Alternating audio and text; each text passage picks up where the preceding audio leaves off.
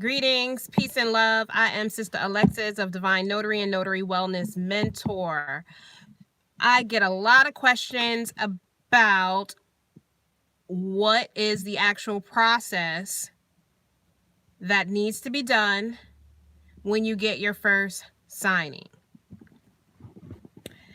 I was going to wait a little bit to get some people in the room. So what you can expect when you get your first notary signing. What you can expect when you get your first notary signing. Loan signing in particular. What you can expect. So I'll just kind of give you a play-by-play of what happens when you have been assigned to a job. Okay, so you get a text message or you get an email. It'll say, "Hi, Alexis, there's a job in, let's say, Baltimore, Maryland at 4 o'clock, February 13th. And it's a HELOC, a home equity line of credit for $150. And they want scan backs. Are you available to do this?" You either say yes or you say no. You either say yes or you say no. If you say no, the companies are going to want to know why you said no. Okay? There will be a list of Peace, welcome to the room. Peace, Brother Derek. There will be a list of reasons why you have decided to decline this job, okay? So some of the reasons why people would decline jobs, the top reason for me why I decline a job is because the pay is too low. So you can decline a job if the pay is too low. And if the pay is too low, they generally want to know, well, how much do you want? And you tell them exactly how much you want. You enter in the numbers, 150, 175. Peace, Nada. Thank you. Welcome to the room. Whatever the amount is that you want, you tell the company how much you want. If it's because of the time, you tell them what time you're actually available. If it's the location, you tell them, well, if I'm going all the way to Baltimore, I need this amount of money and I need it to be at this time. Or if you're on vacation, or if you've just decided not to do any more signings, you tell them that, whatever it is. They give you several options to choose from. If you decide to say yes and accept the job for the price and the time, you just say yes. And then hopefully the companies will assign you to that particular job. If they assign you to the job, then all the paperwork will go to your email. I've been getting folks and they've been really confused. They're like, well, why do I need a printer? Because you're responsible for printing the documents. So once you've been assigned to the job, they will send you the documents through your email. Sometimes they'll send it days before. Sometimes it's not ready yet. And sometimes they'll send it like after your appointment. So if your appointment is at 5 and it comes at 7, you'll have to do some finagling and call your client.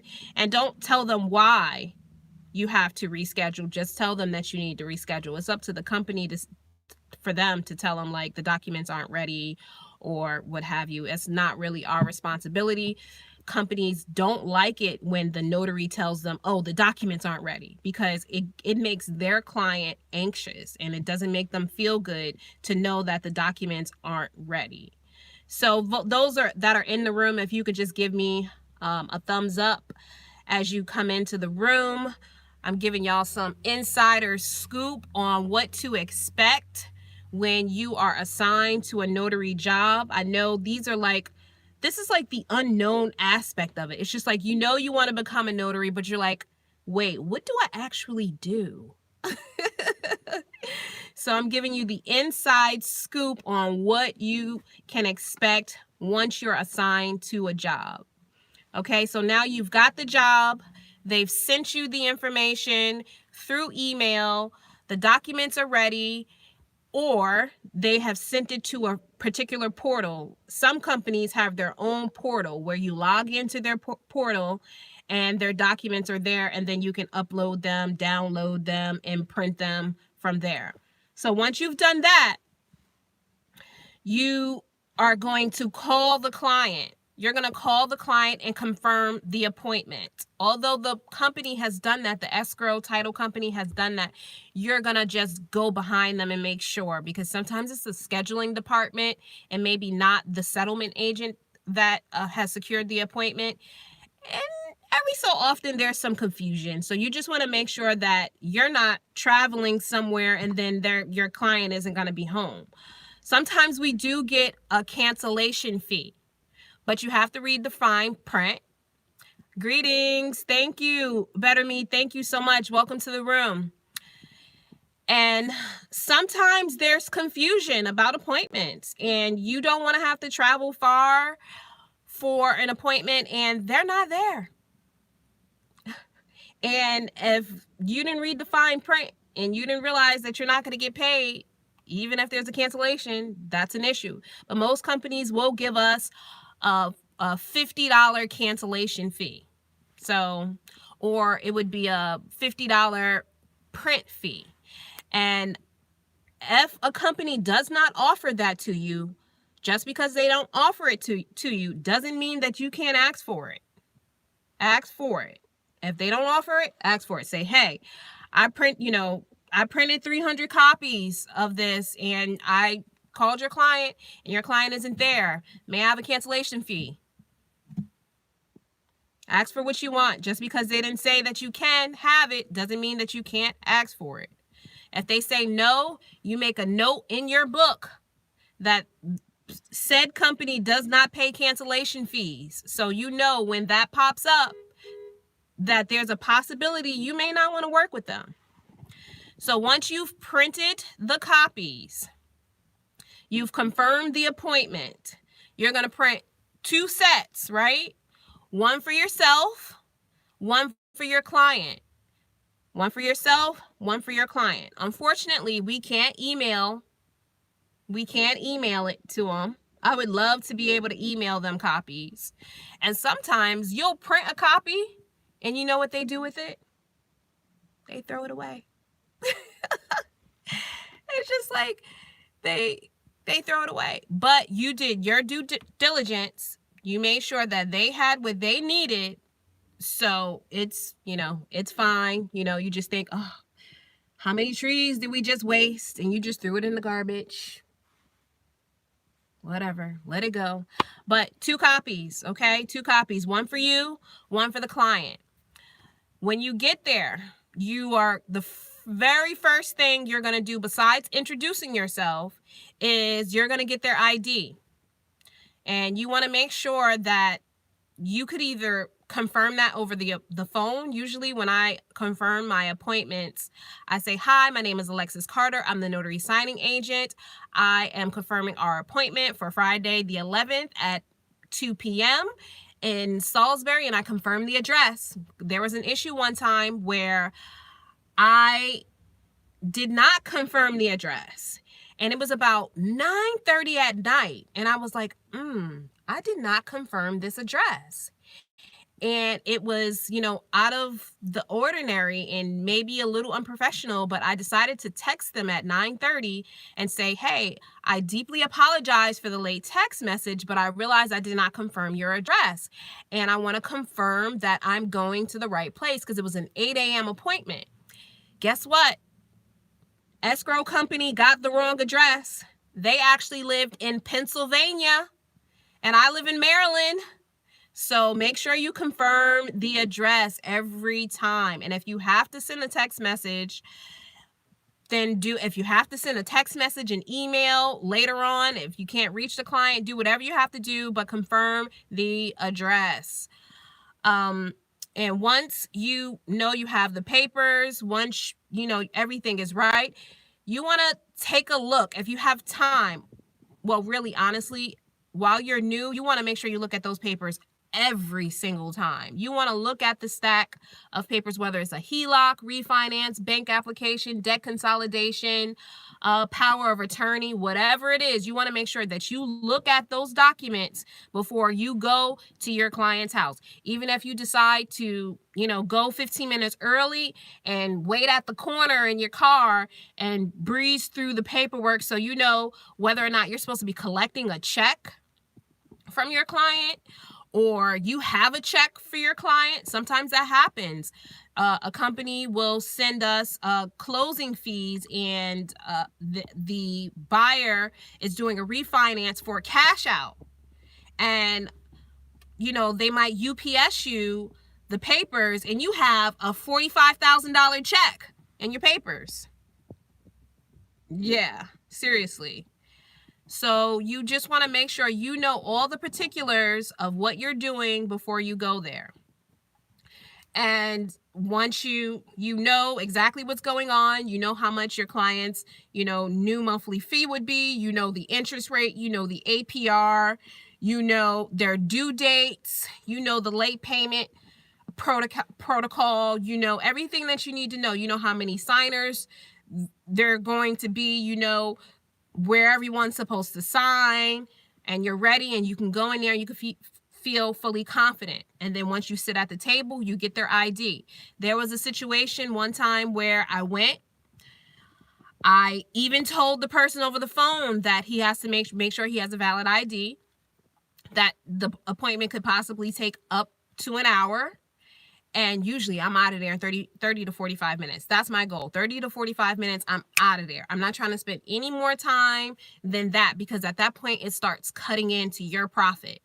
So you want to be very, very mindful of that. Sorry, I don't have my tripod today or my mic, so I hope you all can hear me. Just a sound check real quick. If you could just put a 1 in the chat box, just so I know that you can actually hear me very well. Just put a 1 in the chat box so I know that you can actually hear me. Cool, thank you. You want to make sure that they have a valid ID. I've been to a house, and even though I told him over the phone, I got there and guess what? He didn't have a valid ID. He just got out of prison, but he had good enough credit to buy a home, but he didn't have valid ID. Thank you, sister. He didn't have valid ID. So at that point, there are a couple of things based on your state. There are some stipulations. Some states, you can get a witness that to confirm their identity. You can get something that doesn't have their actual physical face on there. There are stipulations. So just because they don't have a valid ID doesn't mean that you can't work with them, that you can't sign for them. So you have to find out your state's requirements, okay? So once you've got your ID, you're going to write in your journal. And I'm going to do a separate video about a journal. I talked to a notary the other day, and she was like, "Oh, I never write in my journal." And I was like, "Excuse me?" She was like, "I don't even have a journal." It's like, what? So, for a reason. So we have to make sure that we write in our journal. Our journals are vital to our business. The one is just to say, it's a sound check, brother Derek, sound check. So we have to write in our journals, okay? You have to write in your journal. You have to write in your journal. Your journals are important. Your journals are important, all right? So once you've written down all the information, the pertinent information in your journals to the best of your knowledge, that's good. One thing that I don't write in my journal, though, is if I'm getting a job from a signing agent, I don't write my fee in there. I don't write my fee in there. I have my fee in a separate file, and I make sure I use my privacy guards, because people are curious, so they would like to look through your journal. So if you don't have privacy guards, you got to go to my what's in your notary bag video, and it shows you what the privacy guard is. And as I mentioned in the video, some people use paper. If you want to use paper, you can do whatever works for you. I like to try to keep the whole professional look for it, so I use privacy guards. And again, that's in my what's in your notary bag video. And once you've confirmed their identity, Keep their ID because you're going to need their IDs later. Go ahead and take a picture of their ID. You will also need to print their ID for later when you ship off their documents. Okay, you got that all out the way. You know they are who they say they are. You know their ID is valid, and you're ready to roll with the paperwork. Usually at this point, I have a spiel. If you are one of my mentees, I have the spiel, the script in my Notary Wellness Mentor Facebook group. That Facebook group is only for paid members. But what I usually say is something like, I am Alexis Carter, I'm a contractor, and those words, you really have to check with the company that you're working for. Sometimes they don't want you to say that you're a contractor. Okay, so you need to know exactly what the company do's and don'ts are. I'm a contractor for, ABC Notary. I am here to help execute the documents to make sure you sign in the proper place and to witness your ID. I am not legally obligated to give you advice or to discuss your case. If you have any questions, we would have to stop and call your lender. And they're usually like, I can't ask you any questions? And I'm like, no, I'm sorry. If it's something that we can physically see in the paperwork, if they say, what's my due date? You can go to the what? Does anybody know where the due date of their payment would be if there are any notary signing agents? And on a refinance packet, where would the due date be? It's a couple of places, but one in particular. Does anybody know? I'll give it a couple of seconds just in case it's a lag. The due date of the loan would be located on the note. Okay, that's cool. It would be located on the note, the payment note. It would be located on the note. So your due date and the amount would be located on the note. That's one place. Okay, so you would find that information there. Otherwise, if you just don't know at all where the information would be, if say they ask you, if I decide to cancel, how many days do I have? That's also in our paperwork. That's on the notice. That's okay. Right to cancel. That's on the right to cancel letter. Okay. Usually it's 3 days. It's 3 days. They have 3 days to cancel. So there are certain questions that we do know because it's right on the paper. And all you would do is read it verbatim. Don't make stuff up. Just read it off the paperwork and show them exactly where it is so they can find it later. Don't just say, oh, it's 3 days. You say, it's 3 days and it's located on the right notice of right to cancel. And the notice of right to cancel is here. And that usually suffice all curiosity and they're fine after that point. Okay. But if it's something that you just don't know, you need to stop immediately and call the escrow company, the lender, whoever hired you. You call them and you say, hi, Mr. James has a question. You put it on speakerphone. If the client cannot articulate the question, you articulate it for them and relay the message back to the lender. Relate it back to the lender. The lender will give you an answer. Hopefully, you will run into some cases where they're like, make sure you call. Don't leave the table without calling. And then you call and you can't even get a hold of them.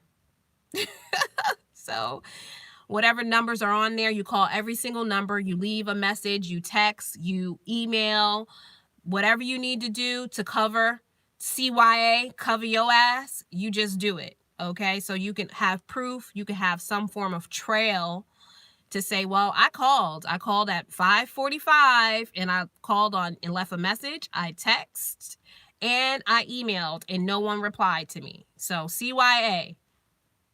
And at that point, if no one is able to help you, when you can tell your client at this point, unfortunately, no one's able to answer. If you have a contact, we can call your contact. I'm not able to give you any advice on this. If you feel uncomfortable, you would like to not move on, we can go ahead and stop. Most of the time, they're like, no, I'll just ask later. Okay, so that's usually the response. And then in your closing notes, you'll go ahead and write, I called, no one picked up. Client has a question, and here's the question. And hopefully they will get back to the client to have an answer for them.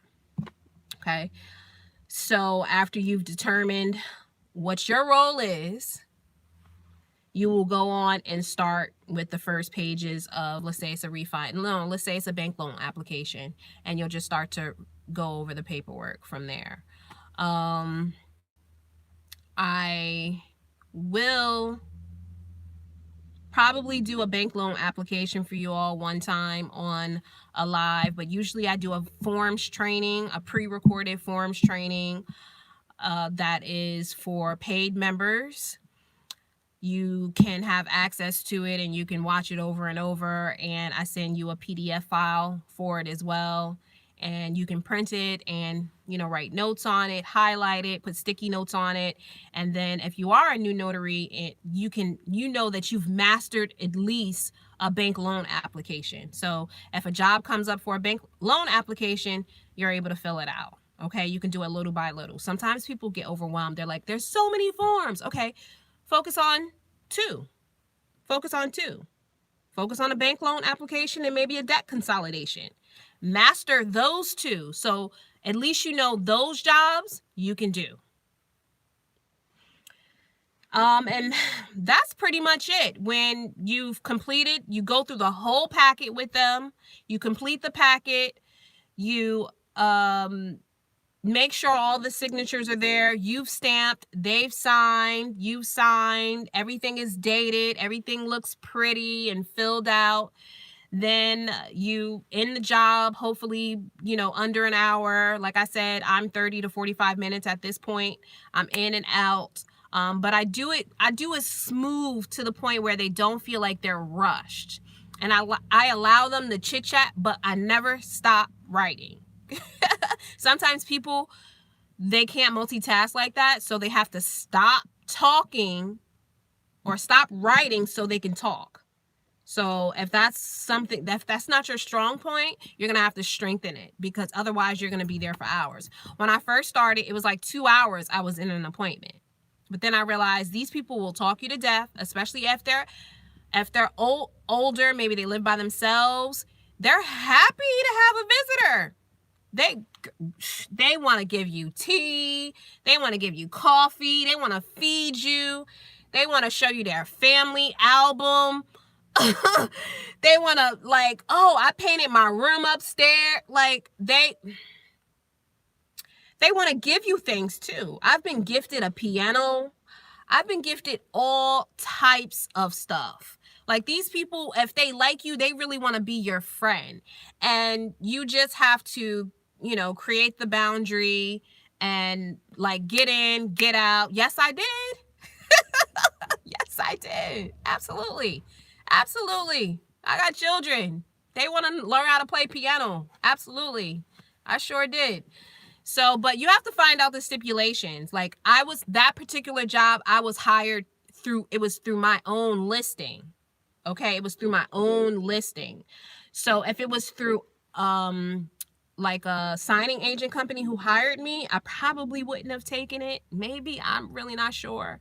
But it was through my own listing. They called me directly. I wasn't working with any other company. So yeah, I definitely took the piano. So you just have to really weigh it out, like if it makes sense to do certain things.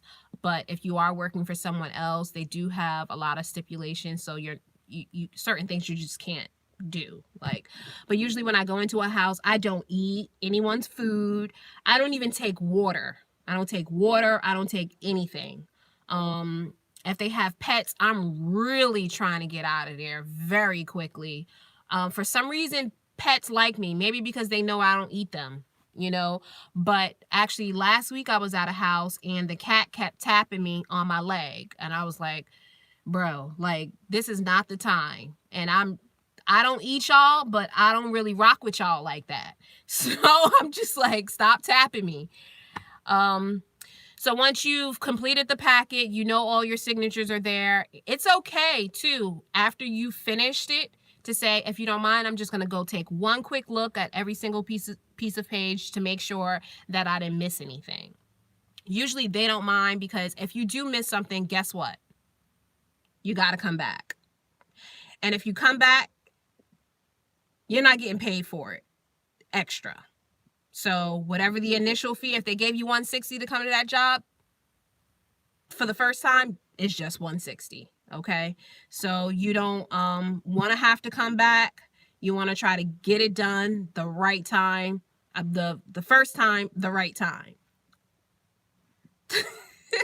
You want to get it done right the first time. Thank you. It's getting late, y'all. But if you do have to come back, it's not the worst thing in the world. It really isn't. You just don't want to come back more than 2 times. I had a mentee, she never took peace, broccoli. I had a mentee who never took forms training. She had to go back 4 times in one day. So I know sometimes people feel like, well, let me skip the forms training. Let me, just wing it. I don't know. If you've dealt with real estate documents, then I say go ahead, wing it. But if you've never dealt with any real estate documents, take forms training. Whether it's through me, whether it's through Andre Hatchett, whether it's through whomever, take forms training. Take a forms training so you don't have to go back 4 times in one day. Once you go through it the final time and you're happy with it, then you take the signed copy, you leave the blank copy for the client. Okay, you leave the blank copy for the client. And then you tell them, all right, well, thank you very much for your time. I'm going to send this off. And then the signing company.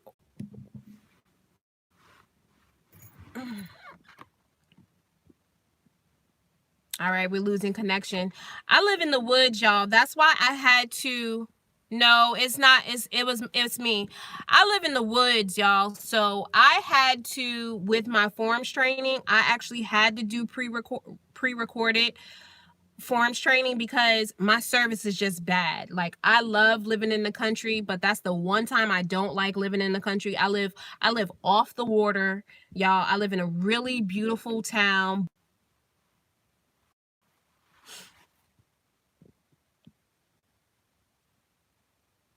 All right. The service is starting to act up, so that means it's time to go. Once you have your signed copy and it's finished, you're happy with it, you're going to take the signed copy, leave the blank copy with the customer, the client.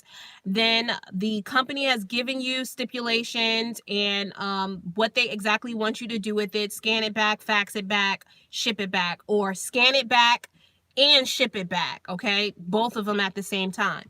And once you've done that, you go to wherever they tell you to. You'll have a shipping label with you, okay, that you've printed, that was in the documents. You will either have to FedEx or UPS is usually it. Oh, that's what's up. You're in Andre's class. I love Andre. That's my brother from another mother. And you will have to drop the papers off. You put it in one of their envelopes, a FedEx envelope or a UPS envelope. You're going to make sure you print the IDs, put the ID on top of the packet, put a rubber band around the documents or a binder clip. Rubber bands are cheaper. A rubber band, and you put it in the envelope that's provided. You get your receipt. Your tracking number will be on the receipt. And your closing doc, we don't pay for that. It's a prepaid shipping label. You give it off, you ship it, it's gone. You get your receipt. Then you go into your closing notes to wherever the company has hired you. And you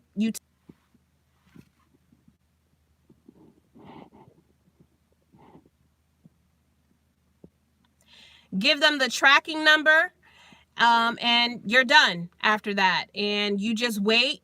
It could be 2 weeks to get paid. It could be 4 weeks to get paid, whatever it is. And you'll either get a check or you'll get a direct deposit straight to the bank account that you've set up. And that's pretty much it. And then you wait for the next job. All right. Any questions real quick while we still have service? Any questions about that process while we still have service? I'm trying to think that I didn't miss anything. If you came on later, go ahead and watch the video again so you can get the full gist of it.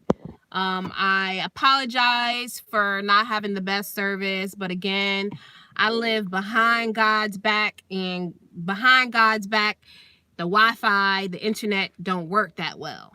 So we are working with what we have, and we got decent signal for the moment. So, but that is generally the process. When you get a notary job, this is what you can expect as a loan signing agent. Being in people's homes. I've heard people say they want to be a loan signing agent, but they don't want to go in people's homes. And I'm like, well, I don't really know how that's going to work out for you.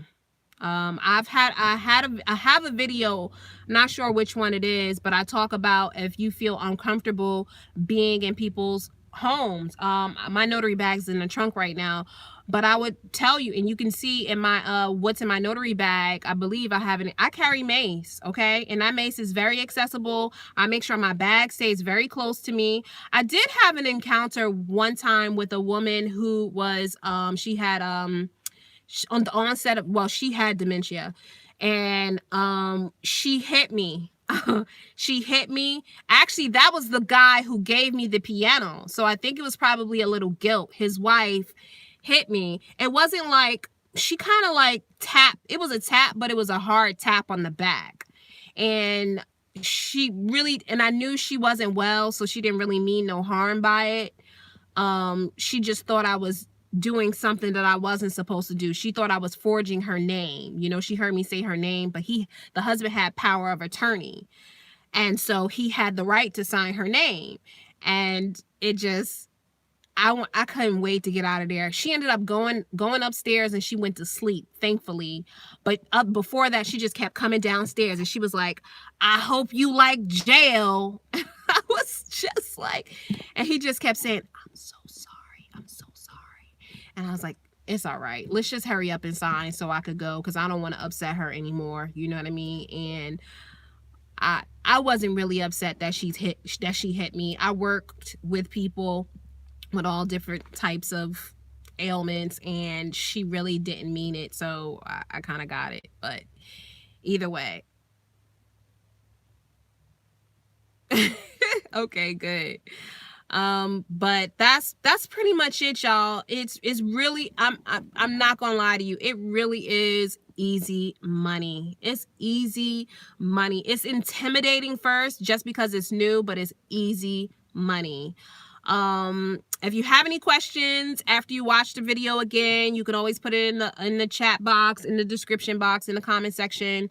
I'm pretty good with responding to all different types of comments and stuff like that.